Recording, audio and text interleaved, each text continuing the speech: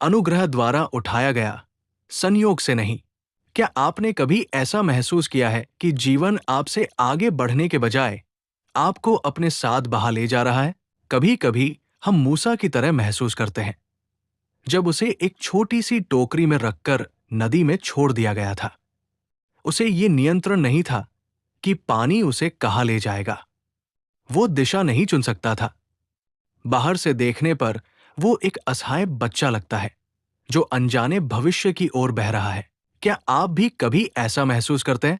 हम में से बहुतों ने ऐसा महसूस किया है। हम योजनाएं बनाते हैं, मेहनत करते हैं, जिम्मेदार बनने की कोशिश करते हैं, फिर भी जीवन ऐसे मोड़ ले लेता है जिनकी हमने उम्मीद नहीं की होती।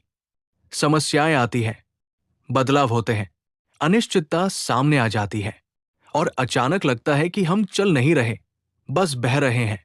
ऐसे समय में डर चुपचाप हमारे दिल में प्रवेश कर जाता है। लेकिन जब हम मूसा की कहानी को ध्यान से देखते हैं तो एक सुंदर सच्चाई दिखाई देती है।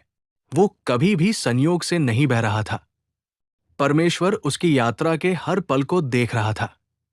परमेश्वर नदी को जानता था, परमेश्वर समय को जानता था, और परमेश्वर ठीक ठीक जानता था कि वो टोकरी कहाँ जाकर रुकेगी।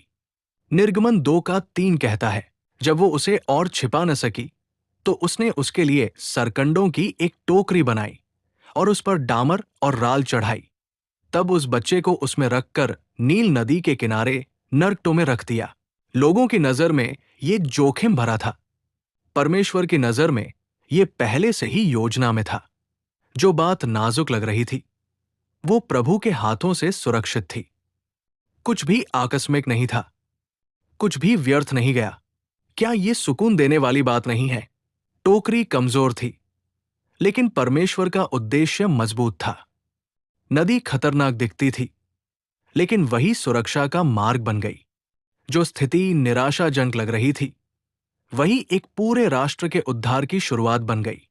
भजन संहिता 37:23 हमें याद दिलाता है, मनुष्य की चाल यहोवा के द्वारा ठहराई जाती है और वह उसके मार्ग से प्रसन्न रहता है।